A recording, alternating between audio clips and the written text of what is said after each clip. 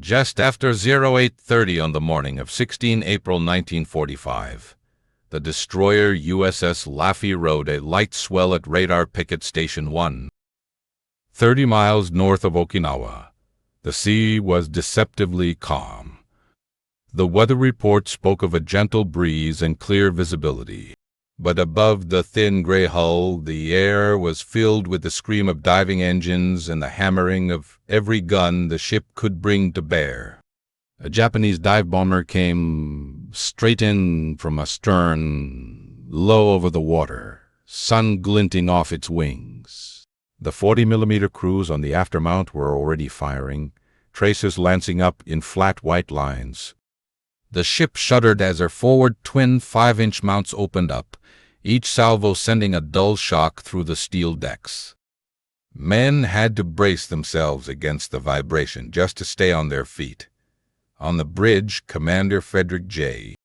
Becton, a compact Tennessee-born officer with steady eyes and a gravel-edged voice, watched the incoming plane through his binoculars.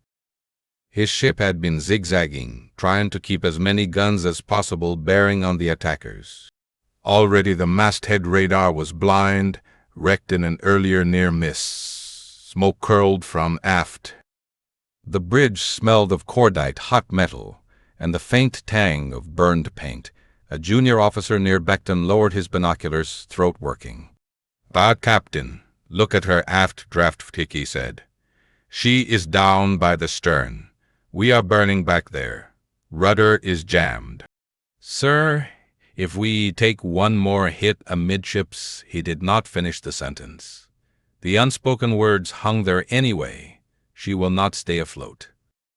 Below, amid the chaotic roar of engines and guns, the men on deck had passed beyond fear into a sort of stunned focus. On the starboard side, one 20mm gunner was strapped into his harness, his bare arms blackened with smoke. Every time he squeezed the trigger, the gun hammered against his shoulder and chest. The air around him bloomed with fragments of metal and burning fuel. Someone yelled that aviation gas was spilling onto the deck, that it would ignite if they did not clear it. The gunner did not look away from the sky. The plane from astern kept coming. It flew through a storm of fire. Pieces tore off its wings. Its engine streamed smoke. For a moment it seemed about to miss entirely. Then the pilot wrenched it over and the aircraft smashed into the after 5-inch mount in a burst of flame and bomb blast. Steel tore open. The deck jumped. Men screamed. On the bridge there was a brief, stunned silence, the kind that follows a massive concussion. Splinters whined through open wing windows. A fragment of metal clanged off the armored hood of the pilot house. Over the stern, a column of orange flame rose, licking at the sky. The navigation officer, his face white under a sheen of sweat, bent toward Becton. "We have magazines back there. Fires are spreading. Communications aft are intermittent at best. Sir, we may have to consider abandoning ship." The word abandoning stabbed harder than any splinter. All his life, everything in Frederick Becton's training had taught him that there were times you sacrificed a ship to save her crew. This thin-hulled destroyer was not a battleship, not an armored cruiser. One more bomb in the wrong place could break her keel or open her bow like a tin can. Already the rudder indicator showed she was stuck 26 degrees to port, forcing her into an awkward circle. Steering control was tenuous, dependent on clever engine work deep in the bowels of the ship. Vaikipede but Becton could still feel the vibration of the turbines beneath his boots. He knew that, for the moment at least, the engine rooms were intact, the ship still moved, guns still fired. Assistant Communications Officer Lieutenant Frank Manson climbed onto the bridge, helmet askew, eyes rimmed in red from smoke. He had made his way forward along passageways that were half choked with fumes and cluttered with wounded men. He delivered a quick report, then hesitated. "Captain, we are in bad shape after Vedati," he said quietly. "Do you think we will have to abandon ship?" Becton's answer came hard and instant, louder than he intended, over the noise of the guns. "No. I will never abandon ship as long as a single gun will fire." There was no poetry in the way he said it, no dramatic pause. Just flat, angry conviction, like a man slamming a door in the face of panic. Vaikipede +1 behind Manson, a lookout, suit blackened and wide-eyed, murmured under his breath, where no one on the bridge could hear. "And if he can find one man to fire it." Below, that was exactly what the crew were trying to be. Men, any men, to keep the guns firing. The destroyer was already scarred. The starboard 40mm mount near the stern had been blown into a twisted ruin. Aft, the after 5-inch twin mount had become a nightmare of flame and flying debris. Broken hydraulic lines spewed fluid. Shell cases lay scattered. Fires licked at paint and insulation. A cluster of sailors, some of them burned, some of them dazed, clung to nearby railings or crawled toward the nearest hatch. One of the petty officers from damage control surveyed the wreckage and the thick black smoke boiling up from below. He knew what lay beneath that ruined gunhouse. Depth charges in their racks, magazines full of powder. If the fires below reached them, abandon ship would not be an order. It would be an obituary. "Dod me hoses up here now," he shouted. "Wanda, bring the portable pumps. We are not letting her go." On a normal destroyer at sea, day-to-day life could be monotonous. There were watches to stand, decks to scrub, paint to chip, coffee to drink in the cramped mess, and letters to read and reread in narrow bunks stacked 3 or 4 high. Laffey had been no different when she first joined the war. She had been born in steel the year before at Bath Iron Works in Maine, one of the Allen M.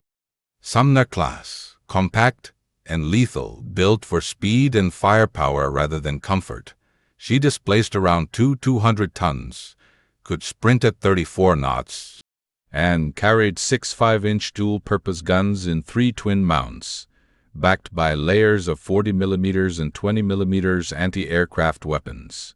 Her long, lean hull was built to knife through the Atlantic and Pacific alike, and her new machinery and radar marked her as part of the Navy's answer to the global war at sea. Vaikipede, even her name, carried a legacy. Laffey was named for Seaman Bartlett Laffey, a Civil War Medal of Honor recipient, and she bore the weight of another ship's ghost as well. The first USS Laffey, a Benson-class destroyer, had been lost in 1942 in the brutal night fighting off Guadalcanal, engaging the Japanese battleship He-I at point-blank range. Many of the men who came aboard the new Laffey knew that story. They knew that a destroyer named Laffey was expected to hit hard and, if necessary, go down swinging. When Commander Frederick Becton took command in February 1944, he inherited a crew of mostly young men, many fresh out of training schools. A few veterans of other ships. Over the next months, drills and long days at sea welded them into something like a family. On the Atlantic crossing to Britain that spring, the ship rolled heavily through gray seas, spray sheeting over the bow. Gun crews practiced tracking imaginary aircraft on the horizon. In the engine rooms, machinists' mates watched gauges, adjusting valves and listening for the first hint of trouble in the steady whine of the turbines. Then came Normandy. By late May 1944, Laffey was off the English coast, part of the vast armada building for Operation Neptune. On D-Day, she escorted tugs, landing craft, and 2 Dutch gunboats toward Utah Beach, arriving in the gray light of dawn as the invasion unfolded across the Baia de la Sane. For days she stood offshore, screening seaward, her radar sweeping for any sign of German E-boats that might try to attack the vulnerable transports. On 8 and 9 June, she turned her guns inland, firing at gun emplacements and troop concentrations beyond the beach. The bridge watch had a clear view of the coast of France, veiled in smoke and dust, as salvo after salvo roared from her 5-inch mounts. Vikipedi, on 12 June, after German torpedo boats struck the British battleship Nelson, Laffey joined in the hunt. She raced across choppy water, bow-knifing into the waves, chasing E-boats that skittered across the channel. Her gunners poured fire into the darkness, breaking up the tight formations and preventing further attacks. It was the sort of work a destroyer was designed for, a mixture of speed, aggression, and a little bit of luck. Later that month, she joined Battleship Nevada in bombarding Cherbourg. For hours, the ships traded fire with German shore batteries that were determined to make the American warships pay for every shell they sent inland. Barton and O'Brien took hits. Laffey herself was struck above the waterline by a ricocheting shell that did not explode. It gouged a scar in her side, a small reminder that even then, luck could have turned. Vikipedi after Cherbourg, Laffey returned to Belfast, then headed back to Boston for overhaul. In the shipyards that summer, dockyard workers clanged away at her hull, installing new electronics and fine-tuning her machinery. The crew enjoyed short leaves, wrote home about surviving the opening blow in Europe, and speculated about what might come next. What came next was the Pacific. By late August 1944, Laffey was steaming south toward the Panama Canal, then west to Pearl Harbor. The war in the Pacific was at a different stage than Europe. The Japanese Navy had been battered in previous battles, but its remaining carriers and air power still posed a grave threat. For destroyers like Laffey, the fighting would mean long screens around carrier task forces, anti-submarine patrols, and increasingly, defense against waves of land-based aircraft. In October, after training in Hawaiian waters, Laffey joined Task Force 38, the fast carrier force hammering Japanese positions and shipping in the Philippines. She screened the big flat tops as they launched airstrikes against airfields and convoys, weaving through blue water, her sonar pinging, her radar tracking inbound aircraft. On the 11th of November, she even broke away to rescue a wounded Japanese pilot from the sea, plucking him from his parachute and transferring him later to the carrier Enterprise. For most of the crew, it was the first time they had been so close to an enemy as an individual, a reminder that war was fought by young men on both sides. Vikipedi in December, operating with the 7th Fleet, Laffey supported amphibious assaults in Ormoc Bay and at Mindero. She shelled shore positions, silenced enemy batteries, and covered landing craft as they nudged toward beaches under fire. During the Lingyang Gulf operations in January 1945, she again screened amphibious ships landing troops on Luzon, hearing the distant thunder of artillery from the beachhead, while keeping watch for submarines and aircraft. Vikipedi, by late winter, she was at Ulithi, the huge forward anchorage that had become the staging ground for the next great offensive. In February, Laffey supported Carrier Task Force 58 in diversionary strikes against Tokyo and then provided direct support to the Marines fighting on Iwo Jima. For the men at the guns, the war was now a constant blur of operations. The names of far-off islands blurred together with the rhythms of watch, work, and rare sleep. Late in February, the destroyer carried vital intelligence to Fleet Admiral Chester Nimitz at Guam, a high-priority dash that underlined how trusted and reliable she had become. Then it was back to Ulithi again, joining battleships and cruisers of Task Force 54 for intensive training. The next target was Okinawa, only 350 miles south of the Japanese home islands, and everyone knew that the fighting there would be savage. Vikipedi, for the men on Laffey, The build-up to Okinawa felt like being slowly wound tighter and tighter. They drilled on gunnery, damage control, and anti-aircraft tactics. In the mess decks, conversations turned again and again to rumors of Japanese suicide tactics. Kamikaze attacks had already been seen in the Philippines. At Okinawa, some predicted they would come in mass. When the invasion began at the end of March 1945, Laffey helped capture the small island group of Katamareto, bombarding shore positions and harassing enemy forces at night. After that, she screened heavier units that were pounding the main island. The sky over the fleet was never quiet. Radar scopes constantly picked up groups of inbound planes. Combat air patrols clawed at them, but some always broke through. The destroyers ringed around Okinawa became the first line of defense. Radar pickets posted far from the main body to give early warning and to blunt the suicide attacks before they could reach the crowded anchorage. Vaikipedi +1, it was one of the most dangerous jobs in the Pacific. Radar Picket Station 1, where Laffey took up station on 15 April, was the northernmost of the ring, far out on the exposed edge. Along with the small support landing craft LCS L-51 and LCS L-116, she formed a tiny cluster of steel against a vast ocean and an enemy willing to spend lives by the dozens to sink them. That day, Laffey and the supporting craft helped repel an air attack, their guns bringing down several aircraft. In all, 13 Japanese planes were destroyed in their sector. The crew slept that night knowing that the next day could be worse. Vaikipedi dawn on 16 April came in quietly enough.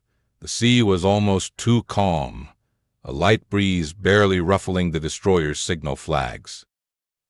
Men not on watch ate breakfast of powdered eggs and coffee in the mess, swapping jokes and gripes in the way that sailors always have.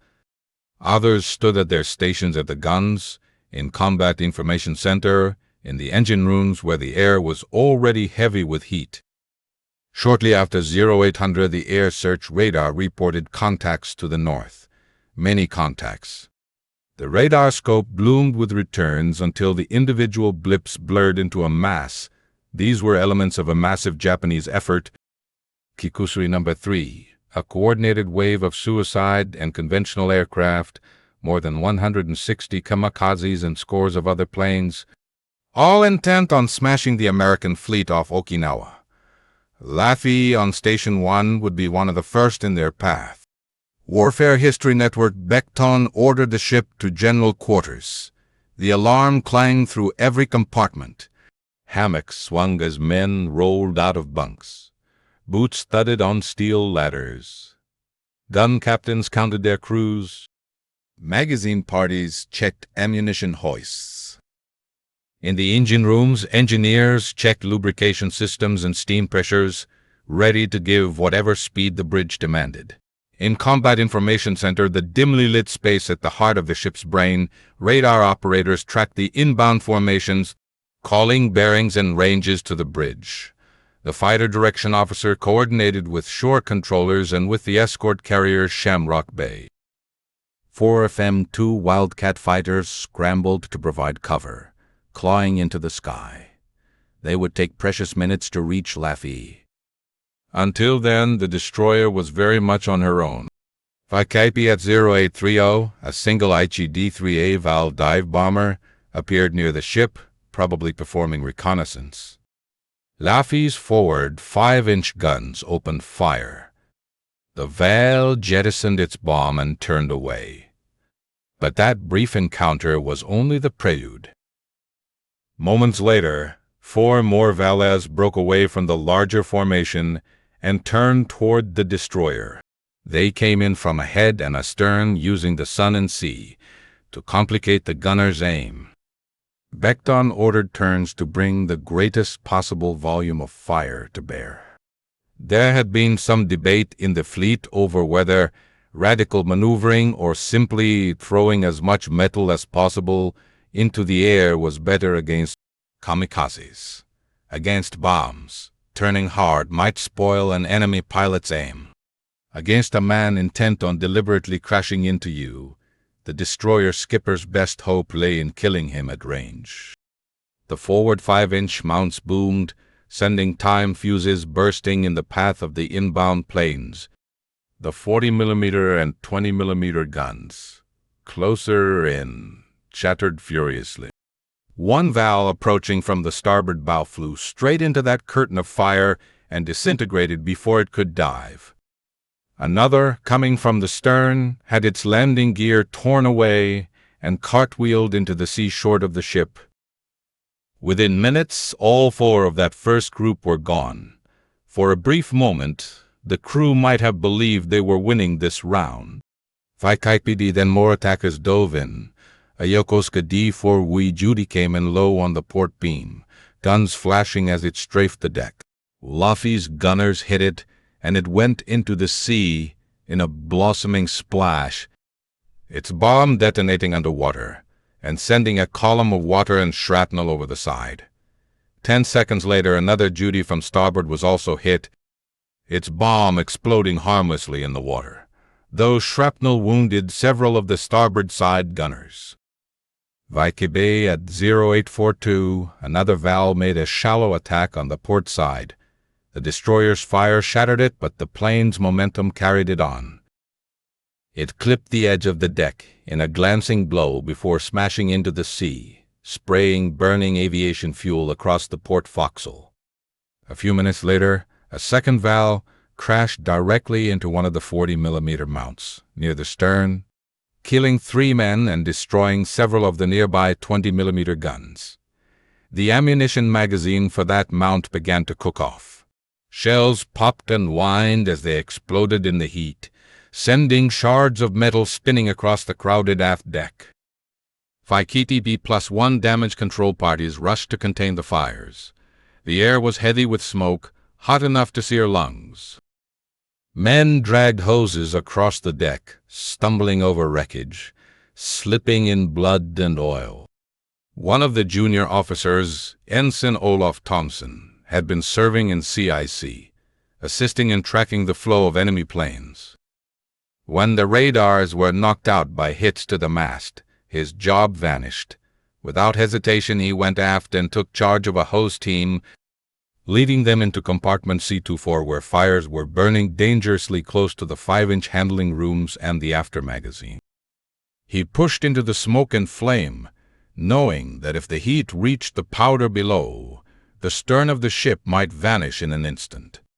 He never came back. 2 more suicide planes crashed nearby and killed him where he worked. The battle on deck had become a series of simultaneous crises. Another Val came in from astern, guns chattering, and slammed into the after 5-inch mount, Mount 53. Its bomb detonated, tearing the gunhouse apart, blowing the turret open like a smashed tin. Men inside were killed instantly. Fire bloomed outward, fed by powder bags and oil. Almost immediately, yet another plane, already burning from Laffey's fire, crashed into the same area. For a few long minutes, it seemed certain that the fires would reach the magazines and detonate the ship's huge reserves of explosives. Vaikipedi+1, a conventional bomb, dropped by another attacking Val, struck near the stern and jammed the ship's rudder hard to port. The destroyer began turning in a lazy circle, an easy target for pilots looking down from overhead. On the bridge, the helmsman reported the wheel unresponsive.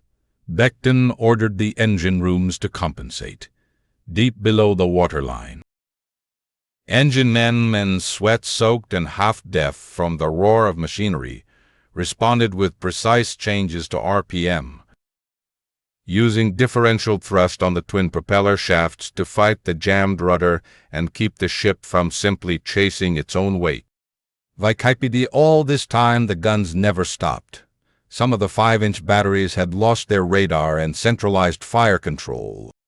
Directors were disabled. Communication lines burned out or blown apart. Gun crews shifted to local control, aiming by eye and instinct.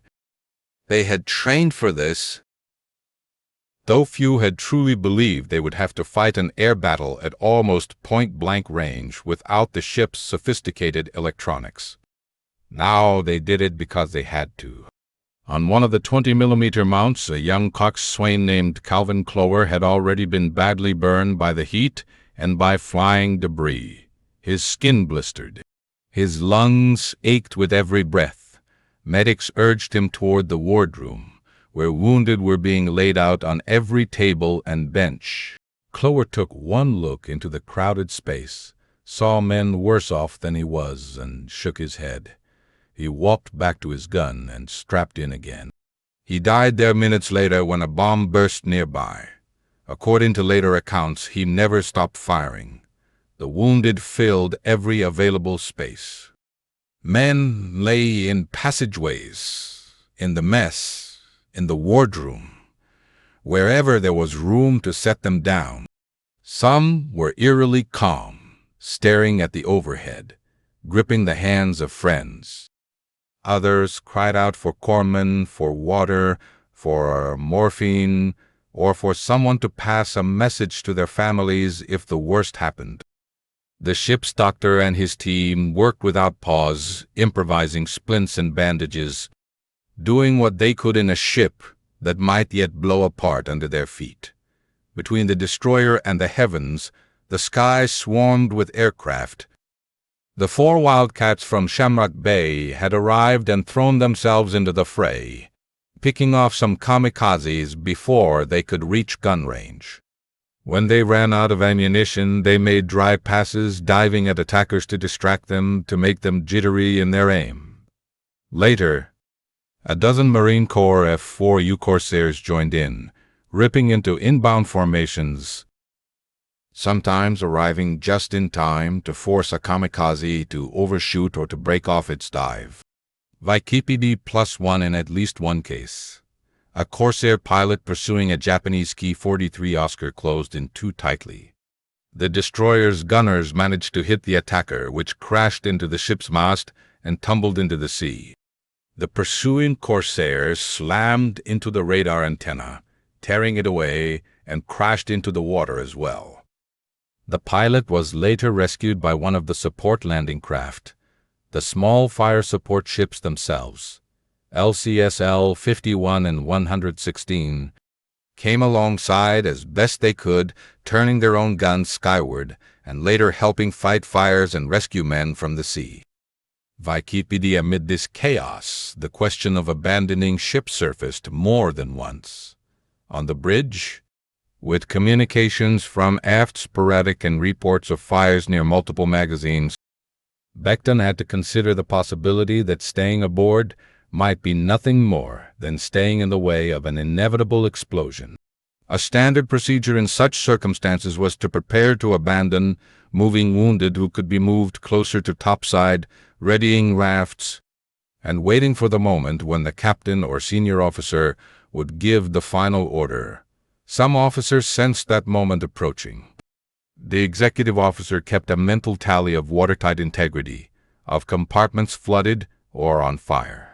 The navigator watched the list to port and the ship's attitude in the water. The gunnery officer knew how many guns were still in action, how many mounts were reduced to twisted scrap. Below deck, the men in damage control heard none of these discussions directly. What they knew was simpler. As long as there were hoses to be dragged, plugs to be hammered into holes, bulkheads to be shored up, they had something to do. Abandoning ship did not fit within the narrow focus they had chosen for themselves. When Lieutenant Manson asked his question, spoke out loud the fear that hung unspoken over the ship, it forced Becton to crystallize his own resolve in front of his officers. His answer was not just for Manson. It was for everyone within earshot and, by extension, for every man on Laffey. Hell no, Frank. We still have guns that can shoot. I will never abandon ship as long as a gun will fire. Word of that statement spread through the destroyer in fragments. Someone coming down from the bridge told a signalman, who told a gunner's mate, who yelled it to his crew over the crash of their weapon. It reached the engine rooms in a distorted form, but its meaning stayed intact. The captain was not leaving. They were not leaving. Laffey's survival now depended on thousands of small acts of stubborn courage. In a smoke-filled passageway near the stern, a damage control team worked to rig a handy billy pump to suck water from a flooded compartment and send it back overboard. The air was hot and tasted of salt and metal. Overhead, the deck groaned with each nearby explosion. One sailor, barely out of his teens, flinched with every thump. His petty officer cuffed his shoulder hard enough to sting. "Get that suction line seated," he barked. "We are not joining the fish today." The dotty. The younger man grinned despite himself and forced his shaking hands to obey. Up forward, a 5-inch gun crew had lost their training pointer and were working the mount by hand, muscle, and sweat, replacing mechanical assistance. They tracked a valve coming in from starboard, elevating the barrels, swinging the heavy turret with the concerted effort of every man on the training hand wheels. When the ready service locker beside them ran low, ammunition passers formed a human chain, hauling powder and shells up the ladders in a steady stream despite the risk of carrying explosives through a ship full of scattered fires. In sick, with radar out and circuits failing, sailors turned to sound-powered phones into eyesight. The compartment that had once been the technological brain of the ship became, for that morning, simply another space where men tried to hold the line against confusion. They took bearings from lookouts and relayed them manually. They kept track of which guns were still answering when the bridge called for reports. On deck, amidships, wounded men who could still move crawled to the sides of the deck and joined in passing ammunition or handling hoses. One boatswain's mate, his left hand bandaged and bloody, held a hose with his good arm and braced his body against the recoil as the water pressure surged.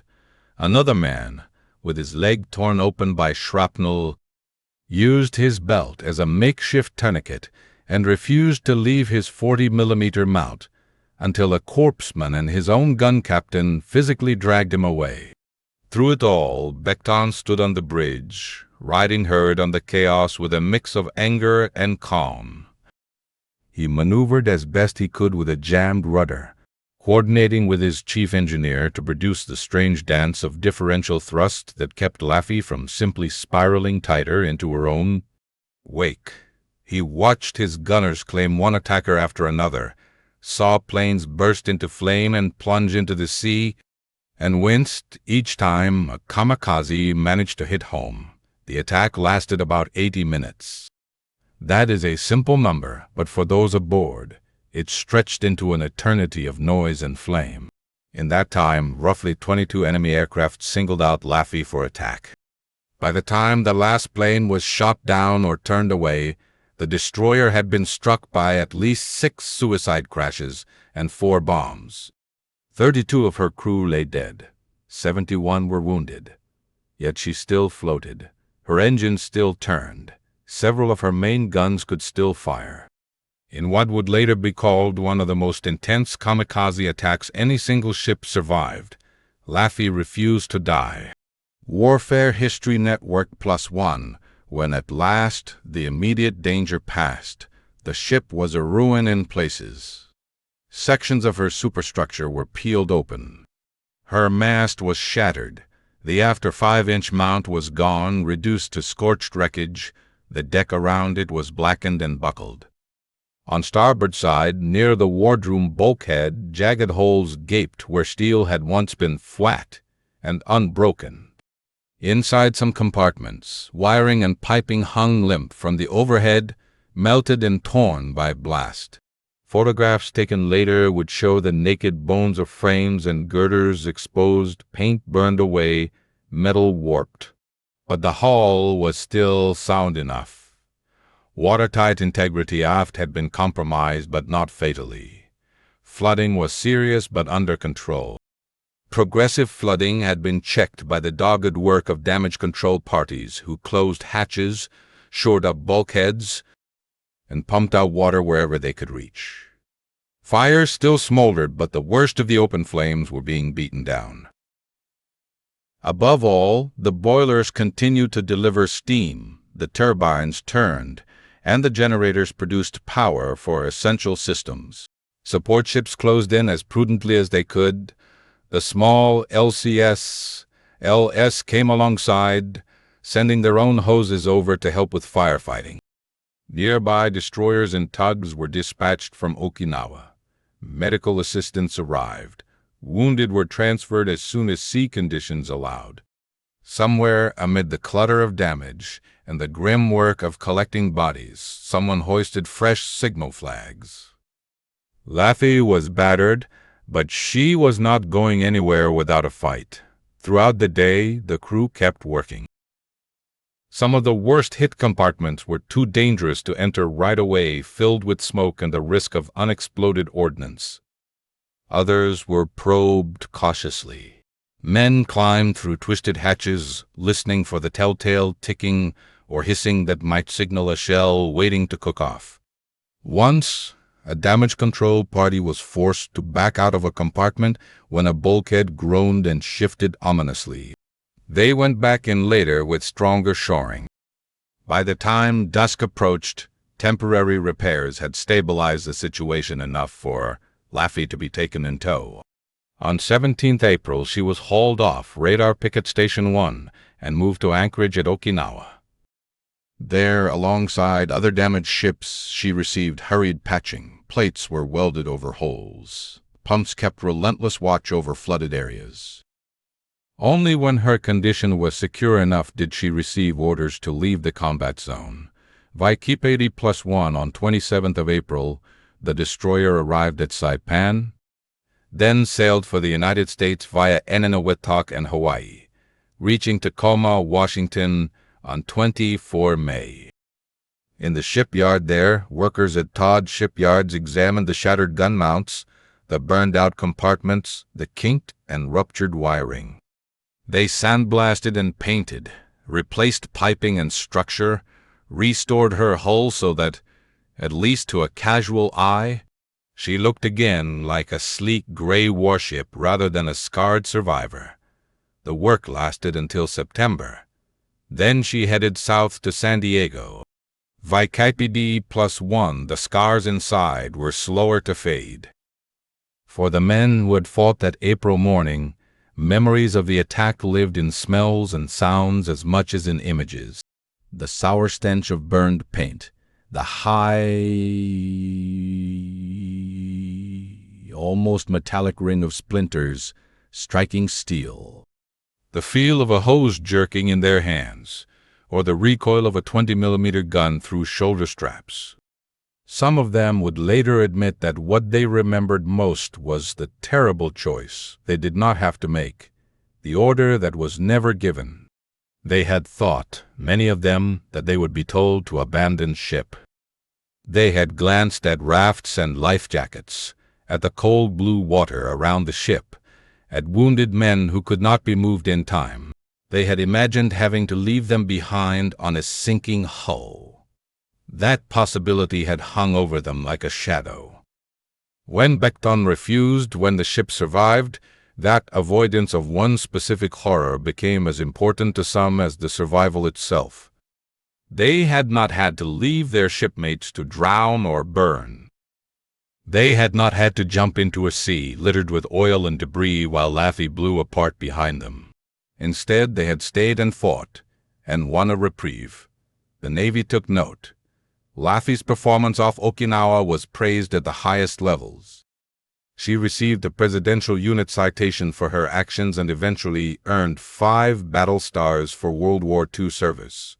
Rear Admiral C. Turner Joy, commander of the Fire Support Force, remarked that her fight stood out even among the many heroic actions of the Okinawa campaign. Her squadron commander credited her survival to the fact that she retained full engine and boiler power throughout and to the skill of her captain and crew in ship handling and damage control. Historians would later call her ordeal one of the great sea epics of the war. VKPD+1 among the crew, the ship acquired a reputation almost immediately. They called her the ship that would not die. Newspapers and later books picked up the phrase. It described both the physical reality of a destroyer that had absorbed punishment, which should have sunk her, and the attitude of the men who refused to abandon her. Frederick Becton continued his naval career, eventually rising to flag rank.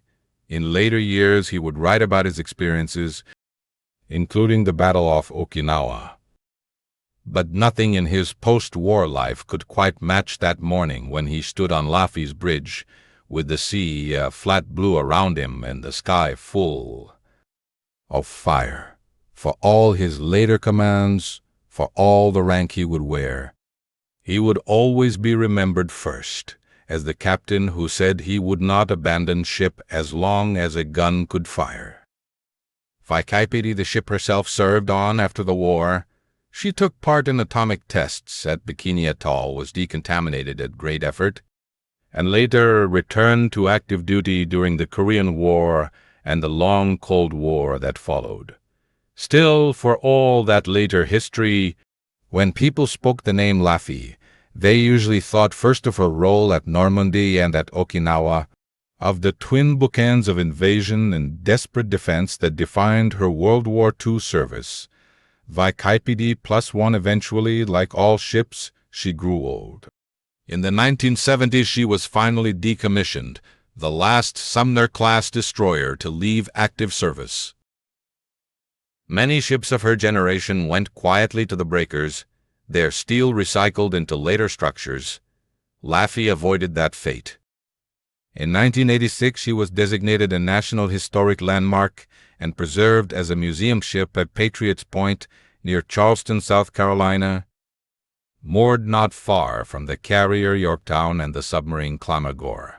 VKPD+1 today, visitors cross her gangway under a hot southern sun. Children run along her decks, ducking into the turret of a 5-inch mount, peering up at the slender barrels. Retired sailors point out details to their families. Plaques and displays explain the basics of her design, her class, her armament.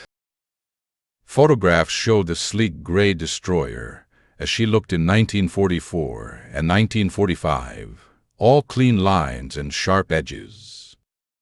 If you know where to look, you can find the places where scars once were. The steel has been repaired, painted over, but in certain compartments photos show the same spaces as they appeared after the Kamikaze attack at Okinawa, walls torn and blackened. Aft, where Mount 53 once stood, interpretive panels describe the hits that destroyed it and the fires that nearly reached the magazines. Sometimes, on special occasions, former crewmen visit. They are old now, their hair thin or white, their steps slower on the steel ladders. For them, walking through the ship is not an exercise in nostalgia so much as a quiet, measured return to a world they left behind in youth. In the wardroom, now lined with exhibits, some remember the bodies laid out side by side that day in 1945, the floor slick with seawater and blood. On the starboard wing of the bridge, they look out over Charleston Harbor and see, instead, the seas off Okinawa, the line of the horizon broken not by tour boats but by the specks of incoming aircraft. One former radar operator might trace his fingers over the edge of a console and remember the moment when the scope had simply flared white and then gone dark, the antenna above torn away.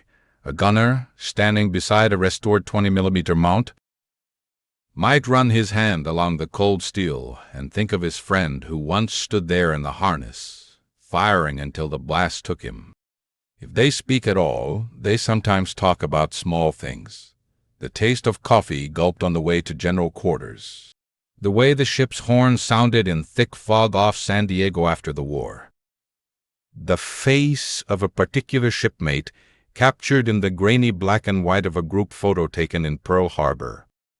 The big things, the moments of choice and terror, lie mostly between their words. For younger visitors, it can be hard to picture what it meant for a slender destroyer like Laffey to stand alone on a picket station while waves of kamikazes came in. Modern air attacks are distant, mediated by screens and radar and long-range missiles. In 1945, the men of Laffey could see the faces of the pilots trying to kill them. They could smell the fuel as burning planes smashed into their ship. They could feel each bomb through the soles of their feet. The story of Laffey is not just about steel and tactics. It is about the intersection of high strategy and individual decision. Admirals in distant flagships and in Washington and Tokyo planned operations, calculated losses, and measured progress in divisions and fleets. On 16 April 1945, that grand tapestry narrowed to a single narrow deck, where a commander had to decide whether to tell his men to jump into the sea or to stay and fight for a badly damaged hull. Becton's choice, to refuse abandonment while his ship could still resist, might seem reckless on paper. Yet it was grounded in his intimate knowledge of Laffey's condition. He trusted his engineers to keep the power flowing. He trusted his gunners to keep hitting incoming planes. He trusted his damage control teams to keep fires away from the magazines. Above all, he knew his crew would obey his orders even in the most terrifying of circumstances. There is a cost to such decisions. 32 men died aboard Laffey that morning.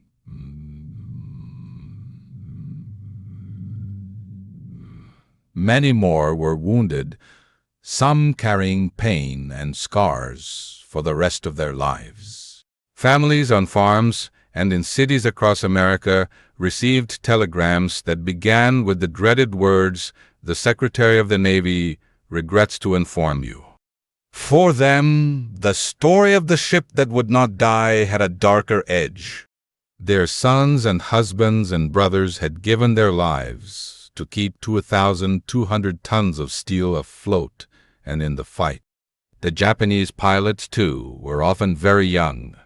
Many were barely trained beyond basic flight. They died believing they were striking a blow for their emperor and for their homeland. Some had written farewell letters the night before, letters that never reached their families.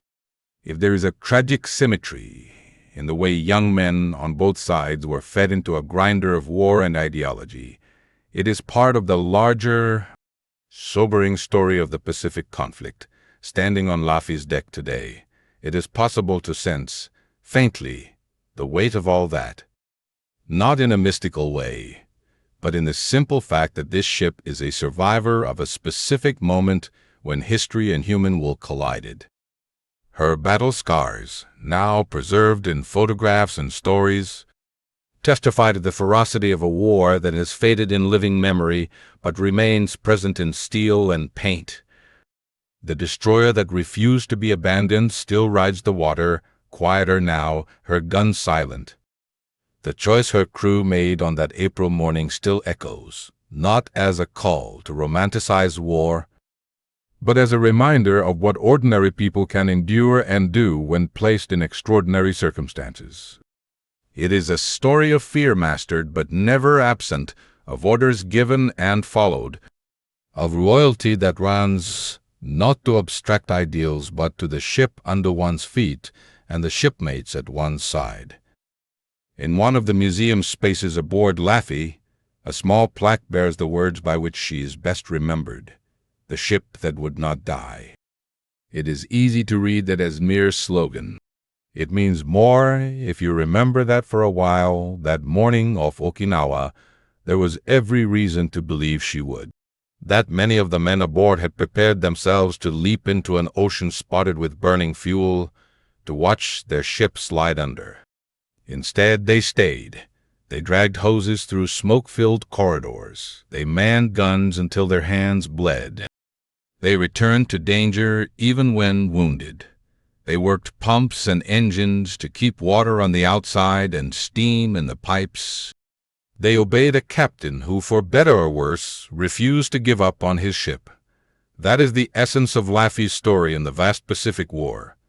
In a conflict measured in millions of tons of shipping sunk and tens of millions of lives lost, in campaigns that spanned vast maps and strategic briefings, there was also this one destroyer, this one crew, who at a critical moment chose to stand on burning steel rather than jump into the sea. Their choice did not decide the outcome of the war. Okinawa would have been fought and won or lost without one more destroyer in the picket line. Yet their refusal to abandon ship is part of what gives meaning to the larger story, proof that history is made not only in conferences and command centers, but on narrow decks and in engine rooms where men hold their ground against fire and fear. As the sun sets over Charleston Harbor and the lights come on along the pier, Laffey's silhouette rests quiet against the darkening sky. Visitors file off her gangway, talking about what they have seen, already folding the experience into their own lives. Night settles over the old destroyer. Somewhere far away, waves still break over the reef off Okinawa, and the sea is as calm as it was that morning in 1945, before the sky filled with enemies. The ship that would not die rocks gently at her moorings, held now not by anchors alone but by memory, by the stories of those who chose to stay.